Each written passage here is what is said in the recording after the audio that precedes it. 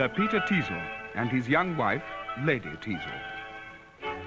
Sir Peter is guardian to Mr. Joseph Surface and his younger brother, Charles Surface. Maria is Sir Peter's ward and in love with Charles Surface. The action of the play takes place in London in the 1770s. Lady Teazle, I'll not bear it. Sir Peter, you may bear it or not as you please. But I ought to have my own way in everything. And what's more, I will, too. What though I was educated in the country, I know very well that women of fashion in London are accountable to nobody after they are married. Very well, madam, very well. So a husband is to have no influence, no authority. Authority? No, to be sure. If you wanted authority over me, you should have adopted me and not married me. I'm sure you were old enough. Old enough? Aye, there it is. Well, Lady Teazle, though my life may be made unhappy by your temper, I will not be ruined by your extravagance. My extravagance? I'm sure I'm not more extravagant than a woman of fashion ought to be. No, madam, you shall throw away no more sums on such unmeaning luxury. It's life to spend as much to furnish your dressing room with flowers in winter as would suffice to turn the Pantheon into a greenhouse. And am I to blame, Sir Peter, if flowers are dear in cold weather? You should find fault with the climate, not with me. Shoots, madam. If you'd been born to this, I shouldn't wonder at your speaking thus. But you forget what your situation was when I married you. No, I don't. It was a very disagreeable one, or I should never have married you. Yes, madam. You were then in somewhat a humbler style. The daughter of a plain country squire. Oh, yes, I remember it very well. And a curious life I led. My daily occupation, to inspect the superintend the poultry, make extracts from the family receipt book, and comb my Aunt Deborah's lapdog. I'm glad you have so good a memory. Yes, madam, these were the recreations I took you from. But now you must have your coach and 3 powdered footmen before your chair. No recollection, I suppose, when you were content to ride double behind the butler on a docked coach horse. No, I swear I never did that. I deny the butler and the coach horse. These were, madam, this was the situation I took you from, and what have I done for you? I've made you a woman of fashion, of fortune, of rank. In short, I've made you my wife. Well, then, and there is but one thing more you can make me to add to the obligation, and that is... My widow, I suppose. I thank you, madam. But don't flatter yourself.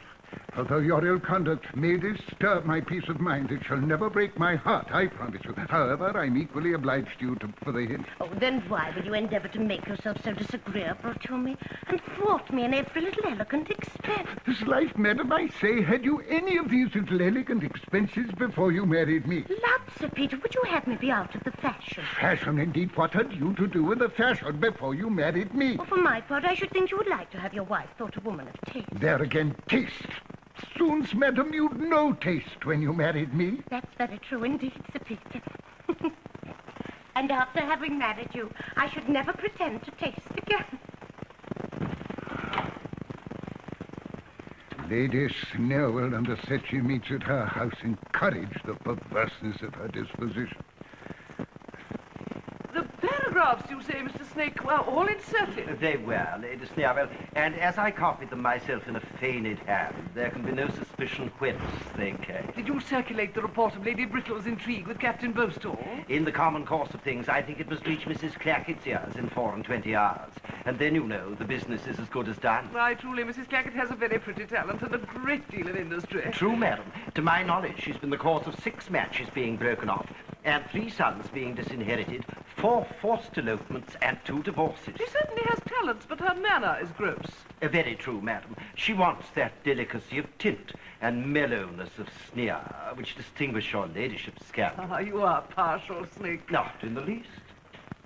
But, Lady Snowell, there is, I must confess, one affair in which you've lately employed me, wherein I'm at a loss to guess your motives. I conceive you mean with respect to my neighbour, Sir Peter Teazle and his family. I do. Here are 2 young men, Mr. Joseph Surface and Mr. Charles Surface, to whom Sir Peter has acted as a kind of guardian since their father's death. The elder, Mr. Joseph Surface, the most amiable character and universally well spoken of. The younger, Mr. Charles Surface, the most dissipated and extravagant young man in the kingdom. Mr. Joseph Surface the avowed admirer of your ladyship and apparently your favourite. Mr. Charles Surface, attached to Maria, Sir Peter's ward, and confessedly beloved by her. Now, it is utterly unaccountable to me why you should not close with the passion of a man of such character and expectations as Mr. Joseph. And more so, why you should be so uncommonly earnest in destroying the mutual attachment subsisting between his brother Charles and Maria. Heavens, how dull you are. Cannot you surmise the weakness which I hitherto through shame have concealed even from you? Must I confess that Charles, that libertine, that bankrupt in fortune and reputation, that he it is for whom I am thus anxious and malicious, and to gain whom I would sacrifice everything? Now, indeed, your conduct appears consistent. But then how came you and Mr. Joseph so confidential? For our mutual interest. His real attachment is to Maria or her fortune, but finding in his brother a favoured rival, he has been obliged to mask his pretensions and profit by my assistance. I have found him out a long time since. And yet, Sir Peter swears that he is not his equal in England, and above all, he praises him for his sentiment. True. And with the assistance of his sentiment and hypocrisy, he has brought Sir Peter entirely into his interest with regard to Maria, while poor Charles has no friend in the house, though he has a powerful one in Maria's heart, against whom we must direct our schemes. Mr. Joseph Surface. Show him up. He generally calls about this time. I don't wonder at people giving him to me for a lover. My dear Lady Sneerwell, how do you do today? Mr. Snake, you're most obedient. Snake has just been rallying me on our mutual attachment, but I have informed him of our real views. Well, tell me when you saw your mistress Maria, or what is more material to me, your brother. I've not seen either since I left you, but I can inform you that they never meet. Some of your stories seem to have taken a good effect on Maria. Ah, my dear Snake, the merit of this belongs to you. But do your brother's distresses increase? Every hour.